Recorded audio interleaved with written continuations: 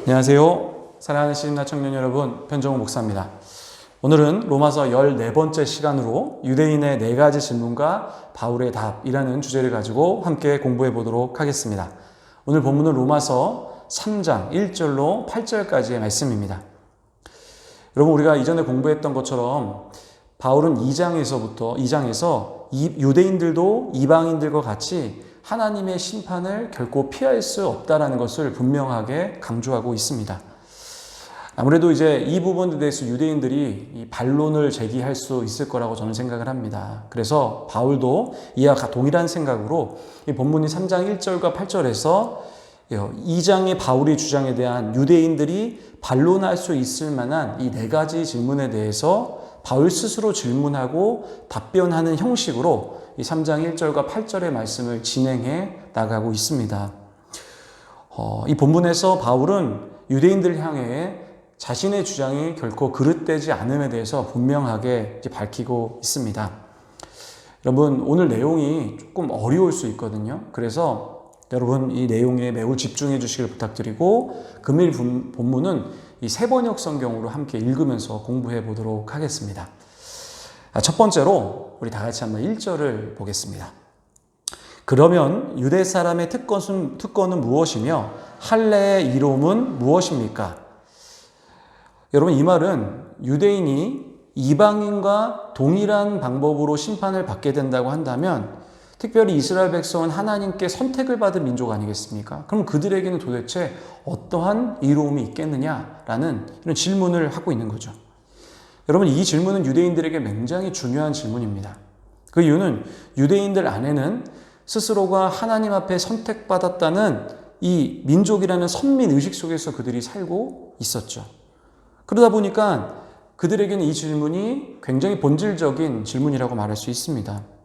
이 질문 자체 속에는 유대인들 자신들이 이방인들에 비교해서 자신의 존재가 우월한 존재임을 분명하게 이야기하고 있다는 것입니다.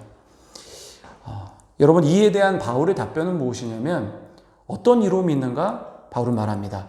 범사에 많다라는 거예요. 단 한 가지가 아니라 많은 부분에서 유대인의 특별함이 분명히 있다는 것이죠. 이후에 바울이 9장에도 보시면은 9장 4절과 5절에 보시면 그 부분에 대해서도 아주 자세하게 한 번 더 설명하는 시간이 있습니다. 또한 시편 137편 20절에 보시면 이 구약 성경의 저자였던 시편 147편 저자도 이스라엘 민족에게 베푸신 놀라운 일들은 어느 민족에게도 행한 것이 없다라고 분명하게 강조하고 있죠. 여러분, 분명히 유대인들은 특별한 민족임이 분명하다라는 거죠. 현재 이스라엘이라는 나라도 보시면 얼마나 특별한지 모르겠습니다. 아주 기적과 같은 나라입니다. 사실 굉장히 작은 땅을 가지고 있지 않습니까? 그럴 뿐만 아니라 그 주위에는 그들을 적으로 여길 만한 모슬렘 국가들이 둘러싸여 있어요. 그럼에도 불구하고 그 모든 나라를 공복시킬 수 있을 만큼, 또한 세계의 가장 강대국인 미국조차도 이 이스라엘의 눈치를 보고 있다는 거죠. 놀라운 일이 아닐 수 없습니다. 특별히 바울은 유대인의 특권의 가장 중요한 부분으로 무엇을 얘기하냐면은 하나님의 말씀을 맡음이라고 이야기합니다. 하나님은 유대인들을 구속사의 주역으로 선택하신 후에 다른 이방인들에게는 주지 않으셨던 특별한 계시로서 하나님의 말씀을 주시었다는 거죠. 그러니까 하나님의 말씀을 그들에게 맡겼다는 것은 우리가 성경에서 볼 때는 이스라엘 백성을 하나님을 배신하고 배반하는 그런 아주 약한 민족으로 기록하고 있지만 실제로 하나님께서는 말씀을 맡겼다는 것은 그만큼 그들을 신뢰하고 있었다는 거예요. 하나님 말씀은 무엇입니까? 살아계신 하나님이라고 이야기할 수 있습니다. 그만큼 이렇게 중요한 것을 그들에게 맡겼다는 것은 그들은 굉장히 특별한 민족일 뿐만 아니라 특권이 있다라고 말할 수 있다는 거죠. 두 번째로 3절을 함께 읽어보겠습니다. 그런데 그들 가운데서 얼마나 신실하지 못했다고 해서 무슨 일이라도 일어납니까? 그들이 신실하지 못했다고 해서 하나님의 신실하심이 없어지겠습니까? 라고 묻습니다. 여러분, 우리가 보는 이 개역개적 성경에는 이 3절에 나타나지 않은 표현인데 뭐냐면은 그러면 무엇이라는 헬라어 티가르라는 이 접속구를 갖고 있어요. 이거 무슨 얘기냐면 이 3절은 1절과 2절의 내용을 그대로 이어오고 있다라고 생각하시면 되는 거죠. 그러니까 3절에 무엇을 얘기했냐면 유대인의 우월성에 대한 질문을 하지 않았습니까? 그러니까 이 유대인의 우월성을 전제한 질문이라는 거예요. 그러니까 무슨 얘기냐면 많은 유대인들이 바울이 전하는 복음을 믿지 않았어요. 그러니까 그 입장에서 봤을 때 결국 바울이 전한 복음이라는 것은 공허한 것은 아닌가? 그리고 하나님의 약속과 신실하심이 없어진 것은 아닌가? 이런 질문을 하는 거죠. 이 바울은 4절에서 뭐라고 얘기했냐면 이렇게 얘기합니다. 그럴 수 없다라는 거예요.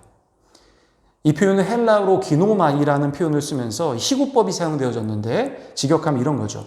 그렇게 되지 않기를 바란다라는 아주 강조된 표현이에요. 그러니까 일부 유대인들이 복음을 믿지 않는다고 해서 하나님의 신실하심이 무효로 된다는 것은 큰 불행일 뿐만 아니라 하나님 속성에도 어긋난다는 거예요. 이런 하나님의 속성을 설명하기 위해서 바울은 시편 51편 4절을 인용하는데 하나님께서는 말씀을 기준으로 하여 절대적으로 의롭다함을 얻을 뿐만 아니라 판단하실 때도 이 판단의 정당성으로 승리하시는 하나님임을 기록하고 있는 시편 51편을 인용하고 있다는 거죠. 결론 무엇입니까? 유대인에게 복음이 들어가지 않다고 해서 결코 하나님의 신실하심이 없다라고 말할 수 없다는 거예요. 세 번째로 보겠습니다. 세 번째로 5절을 보겠습니다. 그런데 우리 불의가 하나님의 의를 드러내게 한다면 무엇이라 말하겠습니까?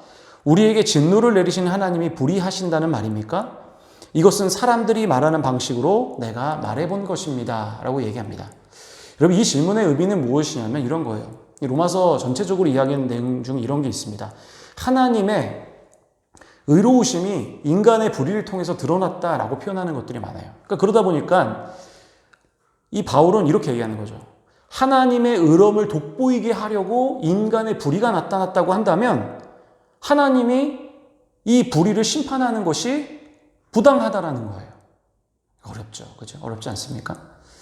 특별히 이 질문에서 바울은 사람들이 말하는 방식으로 내가 같이 말했다라고 이야기하면서 이 질문 자체가 이미 모순되었음을 암시하는 거예요.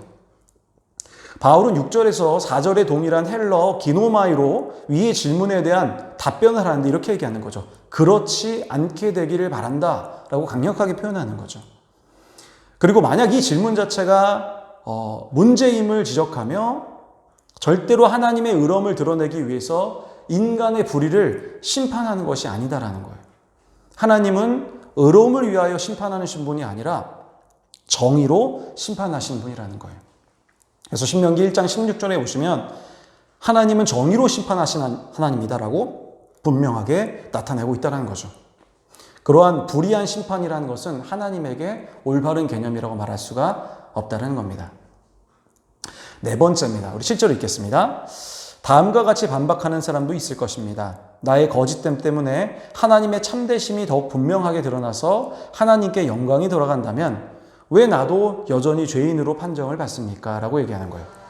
여러분, 이 질문은 이 세 번째 질문과 굉장히 유사해요. 그러나 조금 다릅니다. 이 세 번째와 질문과 같은 전제를 합니다.